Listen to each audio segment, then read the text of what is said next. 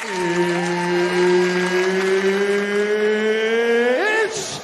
time! What's kicking, everybody? We are back for another episode of Picking Fights. I'm Keith, joined as always by my friend Tom. Tom, how you doing? Doing awesome. Can't wait for UFC 309. Finally, John Jones back. How long has it been? Stipe, that's been probably twice as long, but Yeah, Stipe's 4 years, and I think John's been like 2 years now.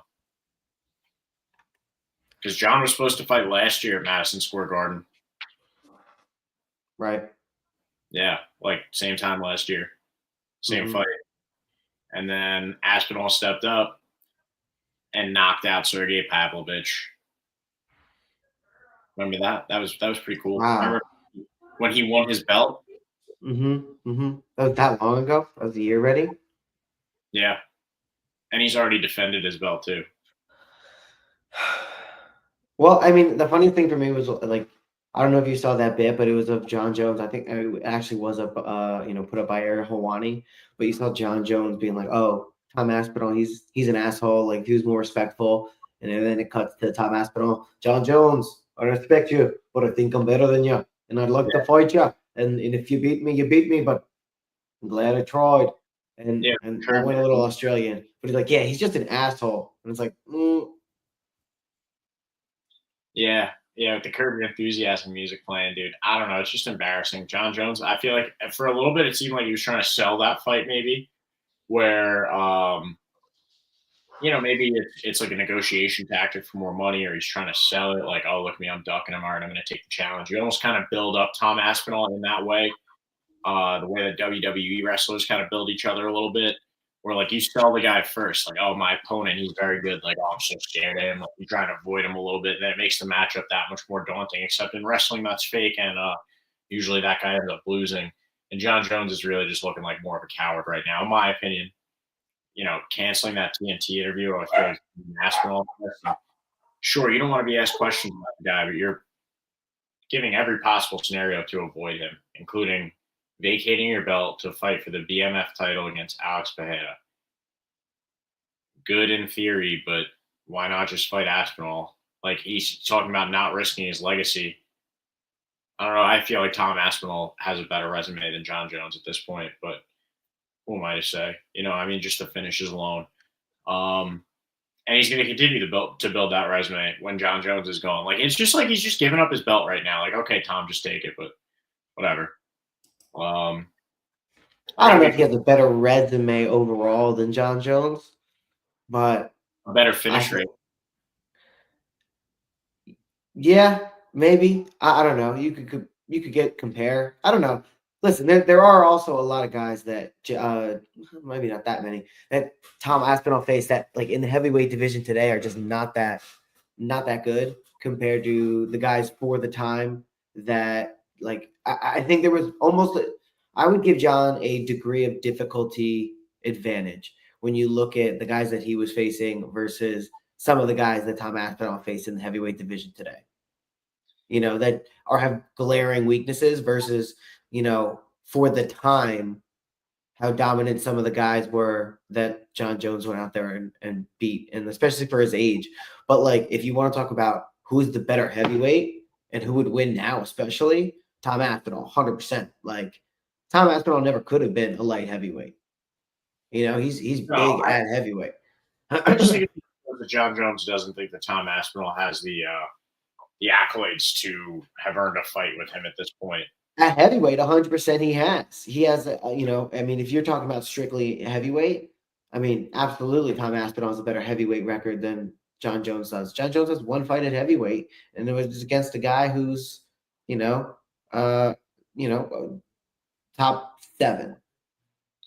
Yeah, he hasn't looked great in a couple of years, Cyril Gane, unfortunately. He's had a couple of good fights, but just not the same as like when he first emerged onto the scene and knocked out Derek Lewis for that interim belt. It's just not the same guy, unfortunately.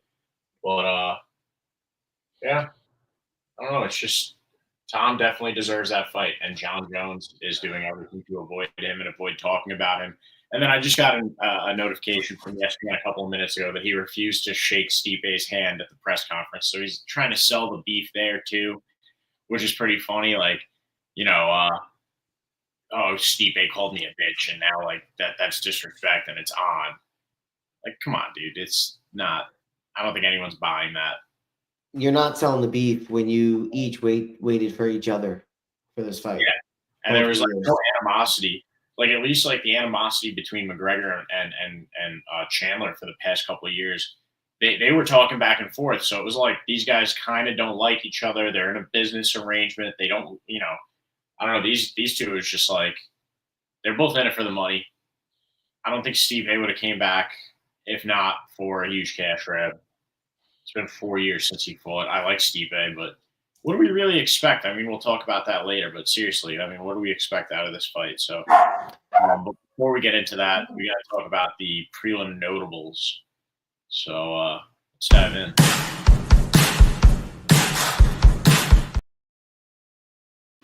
All right. The first one I want to talk about is Veronica Hardy over Eduardo Mora. And yeah, I'm going with Veronica Hardy.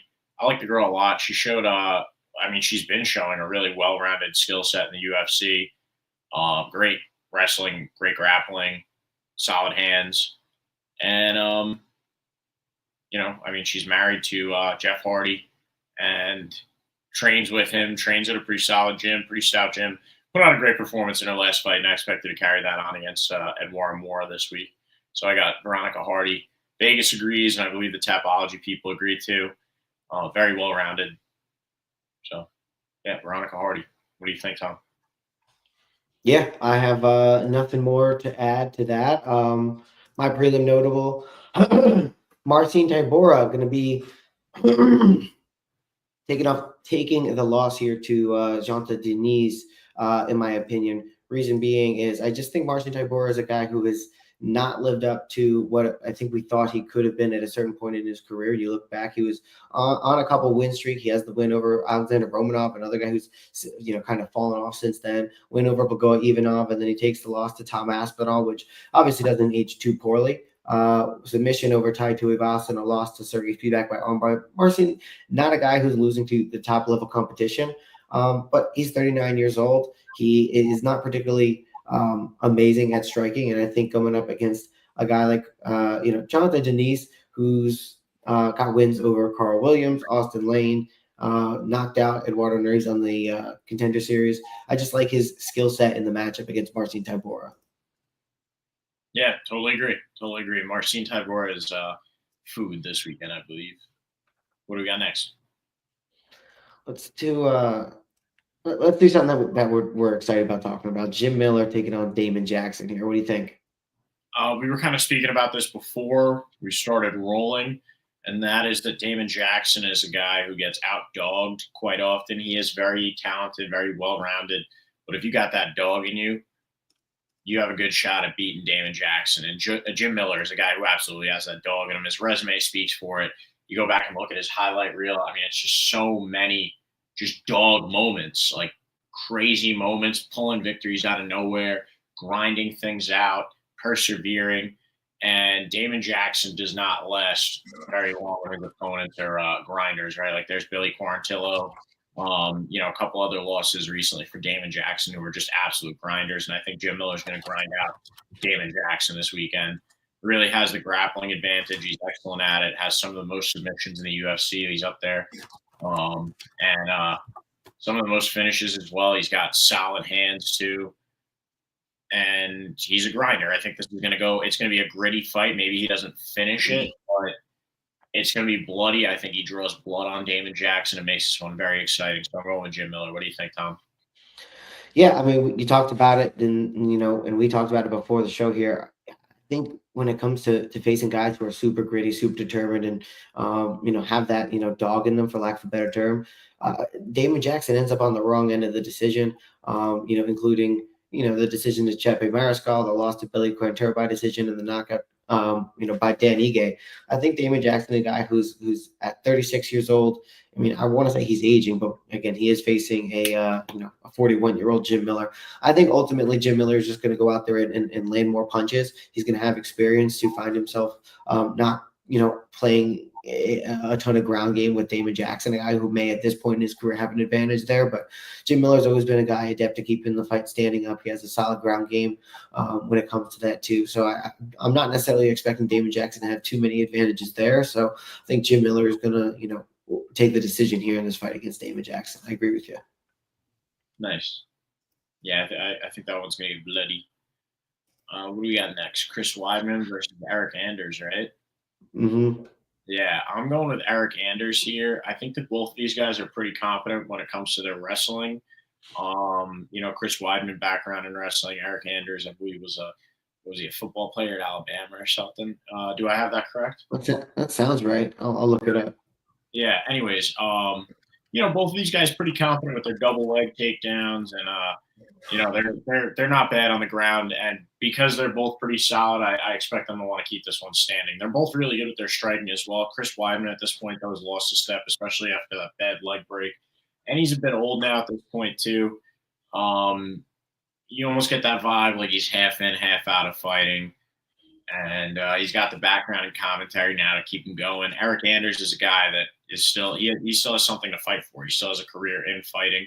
I think he's going to come out, be the more aggressive guy, and land a lot more leg kicks, land a couple of heavy overhands. He's more of a grinder up against the cage as well, so I think he makes this one a little bit competitive there. Maybe stalls for time, like boxing, but. Yeah, all in all, I expect Eric Anders to win this one by decision, just because he's got more of a dog in him at this point, and also I expect Chris Weidman to get a point taken off the judges' scorecards in this fight because they are going back to old gloves for whatever reason, probably at the request of John Jones. And Chris Weidman is a notorious eye poker, especially as of late. So expect Chris Weidman to lose by decision. Potentially, I could see a scenario where they have a tied round or something because it is going to be a close fight, and then Chris Weidman loses because of an eye poke. I could see that. Mm-hmm. Yeah, I was going to potentially go with Chris Weidman to win this one by decision, or maybe get like a late round submission of Eric Anders. I could see Chris Weidman, stealing one here at 40 years old against Eric Anders as a guy who, like you said, we showed it before. Played football at the University of Alabama. So it's inherently getting a little bit of a later start to this than Chris Weidman, who's obviously an All-American wrestler, and I think that matters, especially when it comes to a guy who's aging. I think Chris Weidman has a base of wrestling that's going to be able to hang with Eric Anders when it goes to the ground, and I think inevitably it's going to go to the ground, especially because both these guys are kind of older. They're going to get a little tired, so I'm kind of with you there. I would go with Chris Weidman to win a decision, like for the plus money. But I could totally see a future where he ends up poking Eric Anders in the eye a couple of times. They end up taking a point, and it ends up like in a tie, or something crazy like that. So, this is a tough one. You look at Tapology. I think it's pretty split. 48-52 Weidman over Anders. Yeah, I'm gonna just ever so slightly side with Chris Weidman just because I think something weird could happen. It's Madison Square Garden. It's his hometown. I've got to give it to him a little bit. He's got more experience grappling. I don't know. I've been bad with the hard picks. Yeah, fair enough. Fair enough. I have lost my faith in him. So that's why I'm not going with him. But that's all I got for the prelims. Do you want to move on to the main card now? Let's do it. All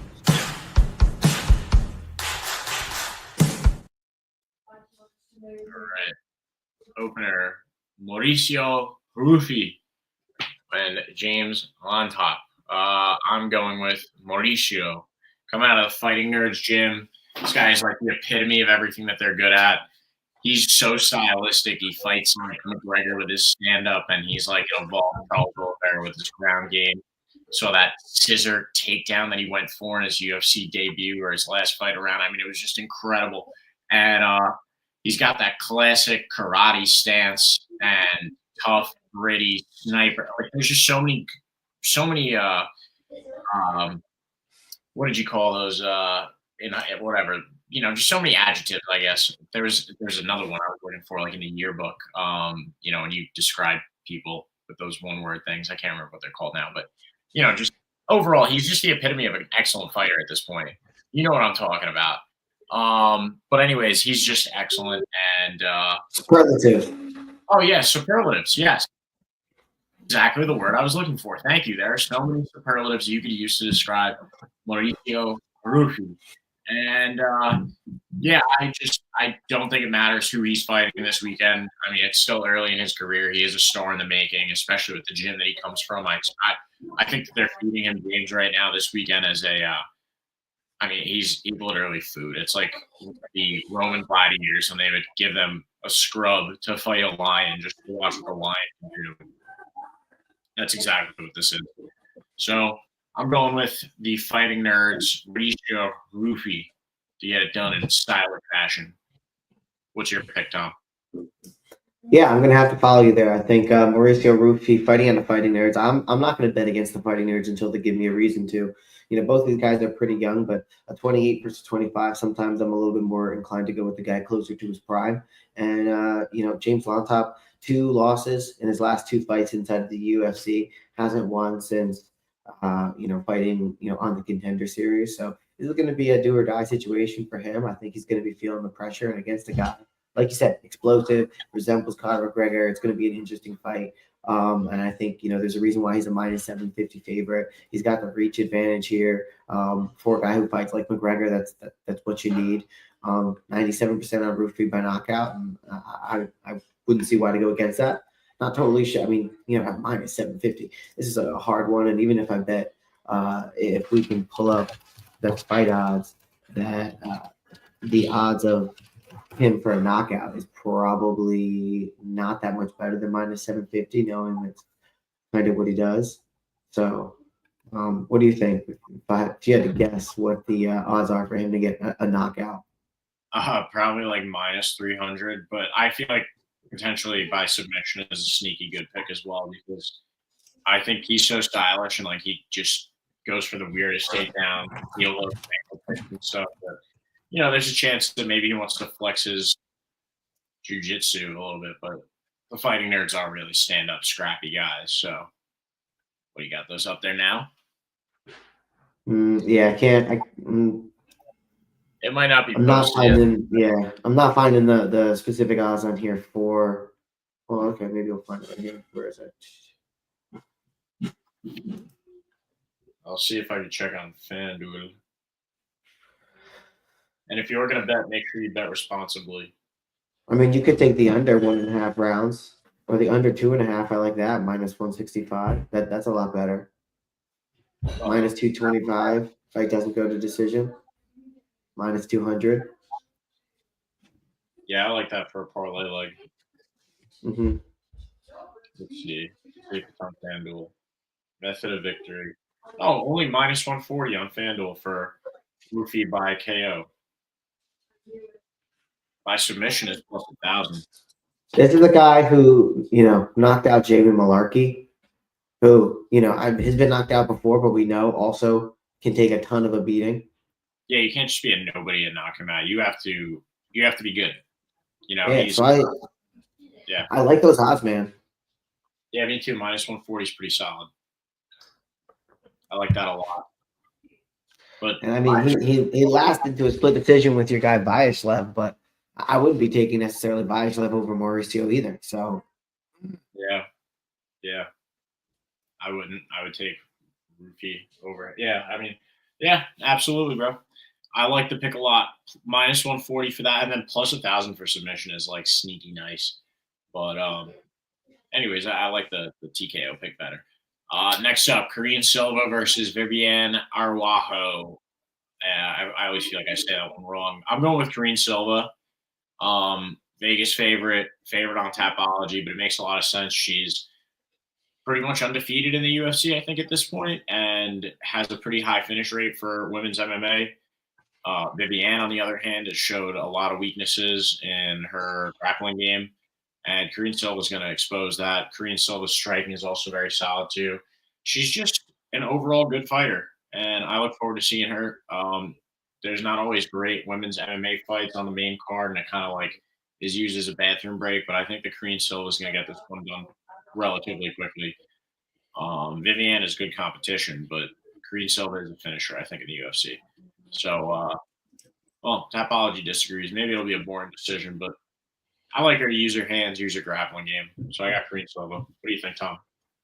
Yeah, and I think the difference between your prediction and what the people on Tapology are is, really just her ability to finish. But I think the difference maker is, that strong ground game. And no matter what's going to happen, I think the strong consensus is that, Korean Silva is going to be able to get the takedown and be able to hold Viviane Araújo down. And, you look back at some of her fights, she's got, decision against Ariana Lipski, submission, submission, submission, submission. So, obviously has the finishing ability. Is she going to be able to do it on Araújo? I think that's what the question is.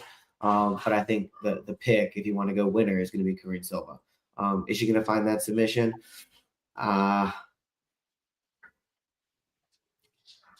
Hasn't before. Not necessarily in there against, I guess Jenny for my. I'm going to go no. I'm going to go no, but you never know, obviously. So, Yeah, Silva by decision. Yeah, I like her outright regardless. Like, I like the money line here as a parlay leg. And you look at it, over, even you can minus 270, I guess. Yeah, doesn't really get too much better unless you start getting. If it goes to a decision, it's minus 225.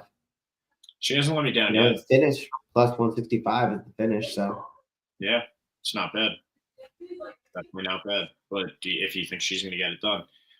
Next up, we got Bo Nickel versus Paul Craig. And this is an interesting matchup, especially being that Bo Nickel is a minus 1,000 favorite, as opposed to plus 500 underdog for Paul Craig, according to Tapology.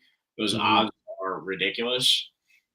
And even though Paul Craig is 1-4 over his last 5, and Bo Nickel has been Bo Nickel so far, I feel like the odds aren't reflective of the competition here because we've seen Paul Craig beat really good guys in the past using his grappling. And sure, Bo Nickel is incredible with his grappling.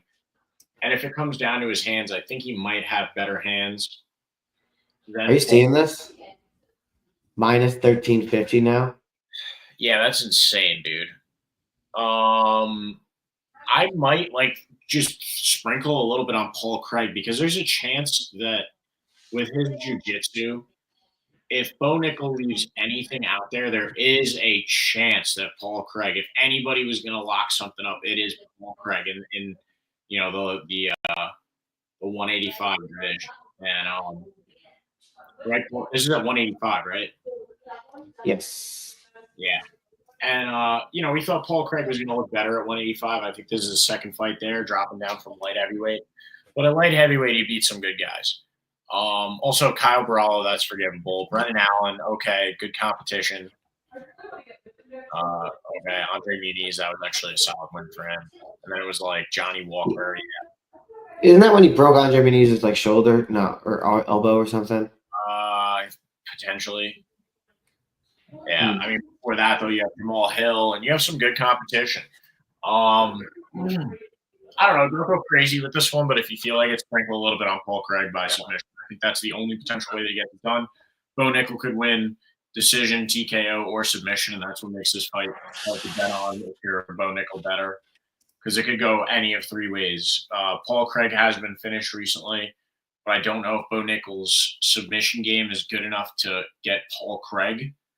The guys that we've seen beat him by submission are really proficient at that. Like Brendan Allen is, Brendan Allen's excellent with his jiu-jitsu. Yeah, it's probably going to be Bo Nickel, but sprinkle a little bit on Paul Craig. That's my advice here. What do you think? You're muted. Damn it. I was going to say, yeah, I think it's basically unbettable if you're going to bet it straight. I think it's a pretty safe bet if you're going to add it to a parlay, but it doesn't really do anything for you in a parlay at minus 1,000.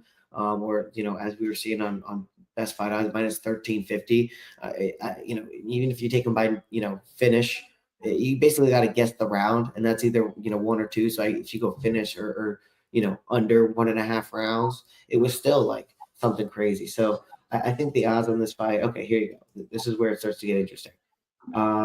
Under 2.5 rounds, minus 590. I guess you could maybe add that to a parlay, and that's pretty safe. Under 1.5. I don't know.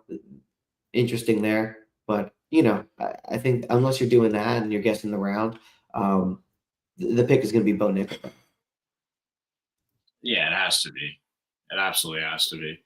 But looking at Paul Craig by submission, that's plus 1100. I don't mind sprinkling a little bit on that. Speaking of a guy who I think could win by submission, we have Charles Oliveira coming in there this week against Michael Chandler. Rematch of a fight from, what was that, 2021? I think that was like one of our first episodes of the show. And yeah, that was a good one. Michael Chandler, having waited years now to fight Conor McGregor, coming in here against Charles Oliveira for, I guess they said this is a number one contender fight. I haven't thought much about this one because I love both of these guys. I think Charles Oliveira is going to pull out the W. Michael Chandler, I don't think has ever been submitted until Dustin Poirier. That actually opens the floodgates on that. All right. So that ruined his career-long no submission loss streak. And that was 2 years ago. Yeah, 2 years ago. Charles Oliveira's been more active. He's fought the better competition. Well, no, I mean, Michael Chandler's been in some brawls, but it's just been recently. And Charles Oliveira's been on like a little bit of a run of Murderers Row recently. Fought Islam, Beneil, Arman, and that's the only time span when Michael Chandler's been out. You saw how it went down the first time. He caught Chandler. I don't know if it happens like that again. I think that his striking is better than Michael Chandler. Michael Chandler's more explosive, but Charles Oliveira is more dangerous from up. And I think that Chandler bleeds a lot. And if this fight goes any longer than 2 rounds, I think that you're going to see damage, lots of damage on Michael Chandler's face. But all in all, I think that Charles Oliveira is just better in every area at this point in his career. And the striking is going to be better. He's more precise with his shots. Chandler has more power behind him, and he could rock Charles Oliveira. I think if this one goes to the ground, Chandler, he's going to get out of some tough spots. I think that Charles Oliveira is going to win it with his striking. Ultimately, when it comes down to it, and just threaten submissions and make this interesting. But I think he's going to win it with his striking, and I don't think it's going to go the distance. I think he's going to win by. He might ultimately win it. I don't know. It's a tough one, but I think Charles Oliveira comes out on top here. Chandler does have a chance to land like some nasty overhands and rock Charles, and Charles's chin is questionable at times. But I see this going Charles's way. What do you think, Tom? Over 1.5 rounds. I think I like that. I think it's going to be like somewhere between that second half of the second round and maybe like the third round, or over 1.5. Yeah, second half of the second round. Sorry, second half of the second round to like the beginning half of the third. That you're going to see Oliveira find something. I think the first round is going to be explosive, but I think the thing about being when you look at how old Chandler is, I think the thing about him coming in here at 38 years old, after not having fought for 2 years, I think you can work out, exercise, but nothing's going to replace time in the cage. And as your body is aging at 36 to 38, being outside of the cage, I think your body starts to deteriorate just a little bit, and you don't get to really, really test it inside of that UFC, environment. He's went through a couple of weight cuts. You know what I mean? I think he's going to be super eager. And honestly, now that I'm thinking about it, I think Chandler's going to be over eager. And, I think potentially you're going to see Charles Oliveira finish him again. I think Oliveira is going to finish him either way. I think what I'm just trying to talk through right now is, do I think it's going to be early because you have an overeager Chandler who's been waiting and chomping at the bit for 2 years? He's upset that he didn't get to fight Conor McGregor. He's got just to run it down real quick. Not that I don't think anybody needs it at this point. Chandler's going to be the strong grappler. He throws big power punches, but he often is wild and erratic with his shots and leaves himself open. Charles can take some shots, he'll drop, but then he'll try to wrap you up. We know Chandler's a guy who's going to follow him to the ground. If Chandler doesn't, I think I still don't know if he's going to knock out Charles Oliveira, because ultimately I think he's going to find himself entangled with him. Charles is going to get a chance to recover and be scrappy like he is. And I don't know. I think it'd be really interesting if Chandler wins. At 38 years old, he's not necessarily going after the title at 155. I don't know how much longer he has left. But I'm still going with Oliveira.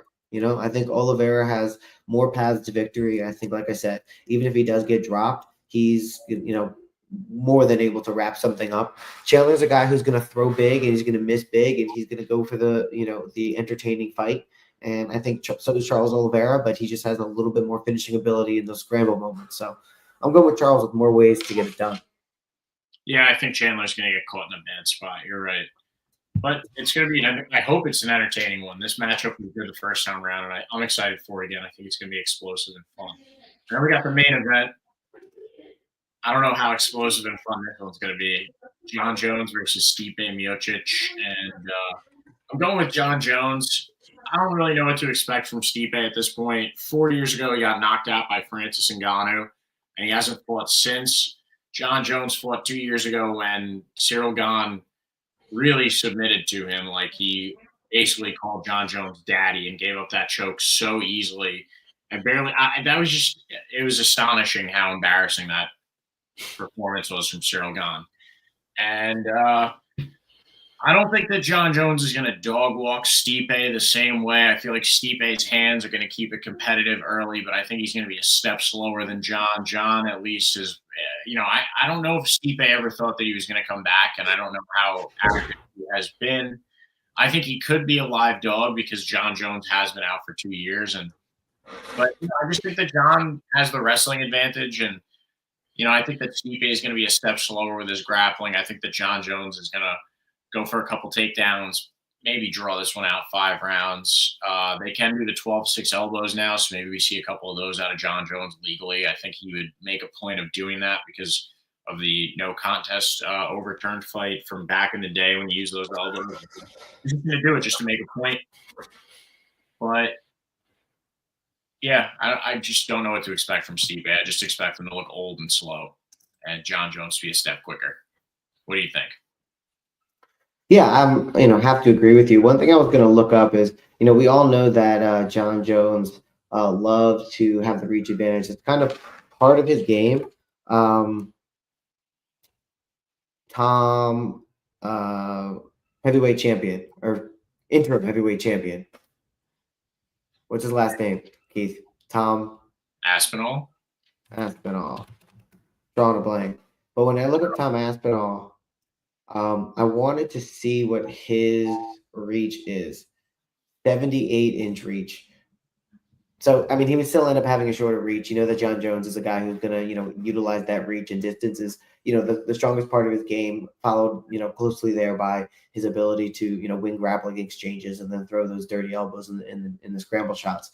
I think John Jones at 37 years old, obviously I'm going to go, I think, a lot of the times I end up picking with the guy who's, number one, got the better skill set, but number two is closer to their prime. And I think John Jones is a yes at this stage of his career in both of those areas. I think John Jones is probably a better, well-rounded fighter overall than Stipe Miocic. Stipe can knock you out for sure, but John Jones, I think, is just far too careful and manages distance far too well for that to even be a problem at this point. I think Stipe Miocic is far too slow, probably at 42 years old, being out for over 3.5 years. Like, I just don't expect his speed to be anything that John Jones, John Jones has been there with the best guys for his time, and they were faster than Stipe Miocic.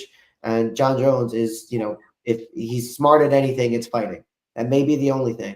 But if he's smart at anything, it's absolutely fighting, managing distance, mitigating risk, and capitalizing when needed. So I think there's just far more ways that John Jones gets it done. Minus 650 is more than fair. I think finish is probably in the cards because John's going to maybe land some big elbows and take him down. And I just think John is far more well-versed. I think John in probably an early 1 or 2 round, then he can retire, and you're never going to hear him shut up about the fact that he beat the best heavyweight champion and he is the best light heavyweight champion. Therefore, he is the best UFC fighter hands down to ever walk, and he thinks he's going to have it case closed because he beat a 42-year-old Stipe Miocic that he waited 2 years for and came in and beat a guy who's been doing MMA for the past 5 years. So, if he wants to claim that because he beat those two guys at that stage that he's the best in the world to ever have done it at heavyweight, I mean, whatever. But we'll know.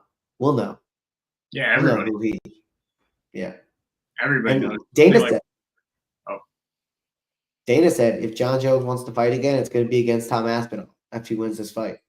yeah, he has to, especially all the fucking guzzling that he's done for John Jones over the past 2 years. I mean, his career in general, just letting him stay in the UFC when lesser men would have been cut.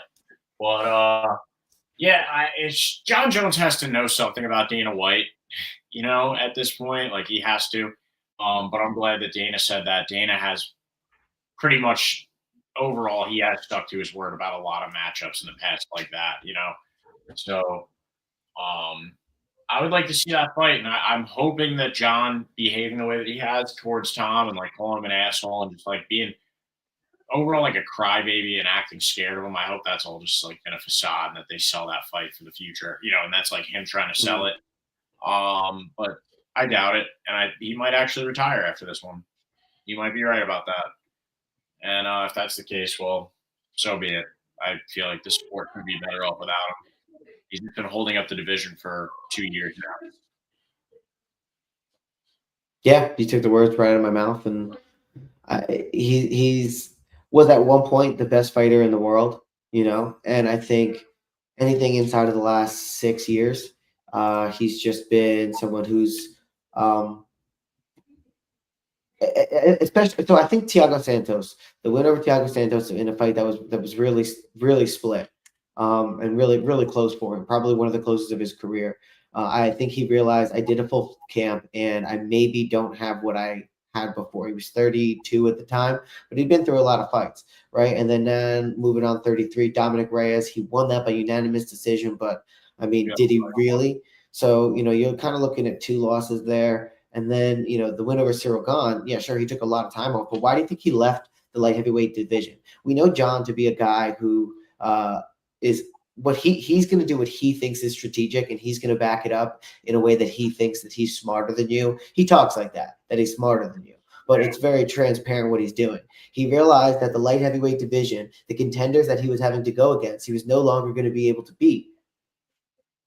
So he decided once he had 2 back-to-back wins that really weren't wins, that he was going to move to the heavyweight division because he knew the heavyweight division contained lesser skilled guys. He ended up waiting enough time to where he could get a chance to win the heavyweight title where it wasn't really against anyone that difficult. He thought he could beat Francis Ngannou, but did they ever really have a fight scheduled? No, because Francis ended up leaving, right? Yeah. So when that fight wasn't a bit available, then I think John was like, well, now I can easily win the best of all time because anyone left is no good. It was vacant, so he got to fight Cyril Gahn, who he knew he had better skills than, and he waited another year and a half to fight a 42-year-old Stipe Miocic. He's like, oh, I beat all the best guys that I was ever able to fight. Yeah, because you waited 2.5 years and you cherry-picked your opponents. So now we have to listen to him complain, or not complain, but brag that he's some God's gift to the heavyweight division. And I hope that his ego gets the best of him and he goes to fight Tom Aspinall, but he's absolutely not going to because he's 37 years old now. He's going to beat Stipe easily, but he's going to know Stipe's 42 and totally different than Tom Aspinall, who is 31 in his prime, has great takedown defense and has great stand-up and knockout power. John Jones doesn't want that. So John Jones will not fight Tom Aspinall. John Jones will retire on Saturday. Yeah, most likely. And all this talk about how he's protecting his legacy. I mean, why would you be protecting your legacy if you didn't think you were going to lose, right? Like, if you were just like, I'm going to go out there and win, Tom Aspinall already has the resume deserving of a fight. It would be good for John Jones' legacy if he beat Tom Aspinall. Then it would shut up everybody that's like, yo, you were gifted a win against Cyril, essentially. And now you're fighting old-ass Stipe. People would respect him more. It would be better for his legacy, but he's just afraid. I think he's actually afraid. And call it strategic, call it whatever. People are like, oh, he's making a smart business move. A smart business move would be fighting this man for a lot of money in an arena somewhere. That would be strategic, smart business. Go back to MSG and run it back against Tom Aspinall, but he won't. So, anyways, you want to wrap this thing up? Do a quick rundown. Yeah, we get it all out about John Jones, or we have a little bit more we want to vent about.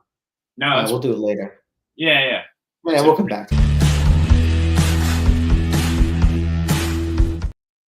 All right, down at the bottom, I got Veronica Hardy over at Mora. Excuse me, I'm going with Jonathan Diniz over Marcin Tybura, David Onama over Roberto Romero, Jim Miller over Damon Jackson, Eric Anders over Chris Weidman, and on the main card, I'm going with Mauricio Rufi over James Lontop. I'm going with Karine Silva over Viviane Araujo, Bo Nickel over Paul Craig, Charles Oliveira over Michael Chandler, and John Jones over Stipe Miocic. What do you got? Yeah, I think I agreed with you on every single pick this week, which is fairly boring. Veronica Hardy. I am going to go with Denise. Let's do, like we said, Jim Miller, Eric Anders. Damn, I don't even remember what I picked when we were there. Yeah, we were like kind of tied on this one. Yeah, let's go with Weidman in a weird one. I could see him losing too. See, Chris Weidman shouldn't win, but I think he might. I would stay away from this one. I bet this one to go the distance, unless one of them gets hurt. Moving on, main card, Rufi over Lintop. I like Silva over Arujao. Let's do Nickel over Craig early. Let's do. I kind of want to go contrarian Chandler over Oliveira, but no, I think there's more ways for Oliveira. So going Oliveira and going Jones. All right. One last thing I want to talk to you about: Mike Tyson, Jake Paul. Who do you got for that tomorrow? Jake Paul, unfortunately, and I don't like it. The thing is that Mike Tyson is, and it was pointed out to me today listening to Eddie Hearn. Mike Tyson is 58 years old. Yeah, now, granted, I know he's still Mike Tyson, but I think Jake. I mean, he can hit hard. Listening to Eddie Hearn talk, he's like, "Listen, Mike Tyson is guys who are 42 years old, who are against solid level boxers get beaten up. Mike Tyson's been out of the ring for 20 years, and at 58, he's going to fight a kid who's 27 and who's an average professional boxer. It's just, I understand it's Mike Tyson, and I would love to see him get knocked out. Not Mike Tyson, Jake Paul. I would love to see Jake Paul get knocked out by Mike Tyson, especially for being, a dick.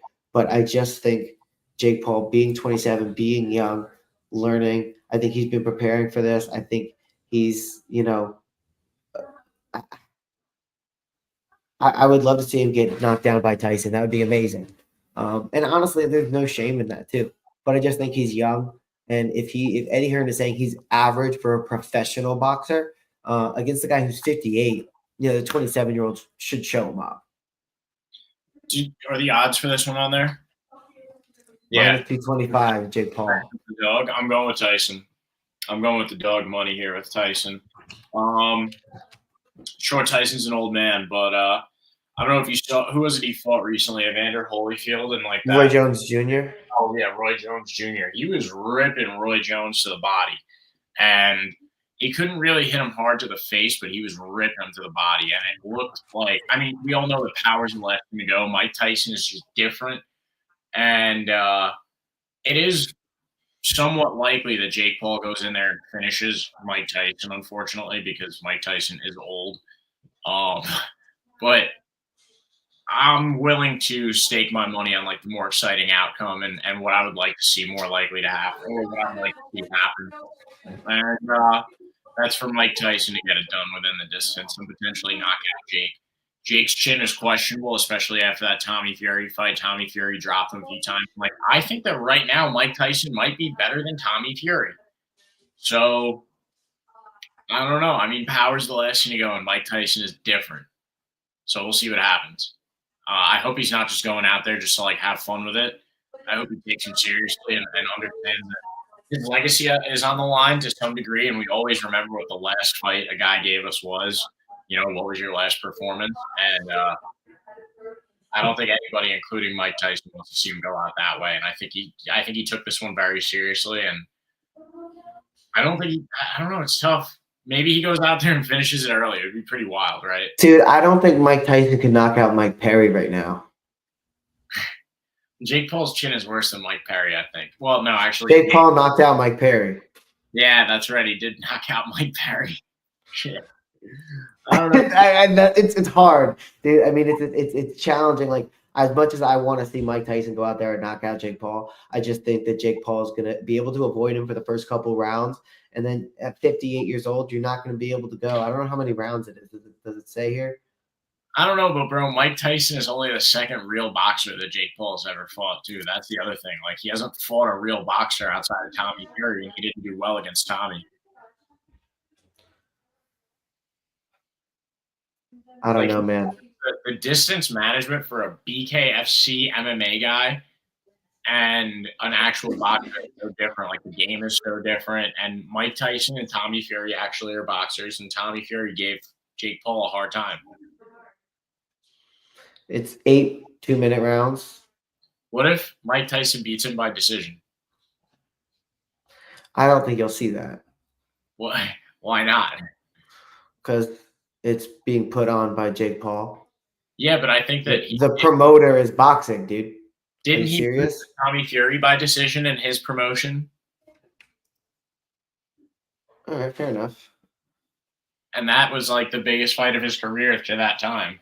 Like, but was it really a loss? And they just gave it to him like a split decision? Like, there was, I don't know. I think Mike Tyson's gonna have to knock him out. I don't think Mike Tyson at 58 is gonna have the gas tank to go, rounds 5, 6, 7, 8. I think you're gonna see Jake Paul win those rounds. Mike Tyson might win round 1 and maybe round 2, and then back and forth like an even round 3, and then maybe a last flirt from Tyson in 4. But I don't know if Mike Tyson's gonna have it 6, 7, 8. Nah, what if he walks down Jake, right? And he goes body, pop, just over the top, bro. Just old school Mike Tyson, peekaboo style coming in. Dude, that would be amazing. That would be amazing. If he goes out there and fucking blasts him in the first and second round, and Jake's on like a little bit of wobbly legs, and then listen, I don't want to discredit the guy. There's totally a future that I see where Mike Tyson just fucking shocks us all, and in the 7th round comes out fucking like that's ready to go to war. Dude, I think it could happen early. I think that he could drop Jake with a body shot, bro. Maybe. I don't know, man. Oh, I feel like and here's the thing is, like, if Mike shows him the power early, if he still has the power and he touches him early, Jake Paul is known to just spend the remainder of the fight running away. Yeah, he could. But that's the thing is he could run away from Tyson for a couple rounds, and then Tyson gets tired, and that's when Jake starts to land a couple punches, and it ended up being kind of a snoozer until the end, where Jake Paul takes advantage of 58-year-old guy who's tired after 10, 12, 14 continuous minutes of fighting. I just hope he's not annoying about it if he wins, and he's like, I beat. He will be. He will be for sure. So, yeah, I'm not looking forward to that. Well, on that note, want to thank everybody for watching. Like, comment, subscribe if you made it this far. Really appreciate it. Follow us on X and Instagram _PickinWinners. Our Instagrams or our Twitters are right here. Our X's are right here at Pickin' Keith, at Pickin' Fights Tom. Our records are below us and in the description. So let us know what you think of our picks. Leave us a comment. And, if you want to listen to us on Spotify, we would sincerely appreciate it. Link is also in the description. Yeah, man, I'm looking forward to the Tyson fight. Looking forward to 309. What do you think? Yeah, me too. I'm also looking forward to it. Thanks for being here with me, Tom, and thanks for everybody who was watching. Make sure you join us in the chat next time. We love chatting with you guys. On that note, have a good night.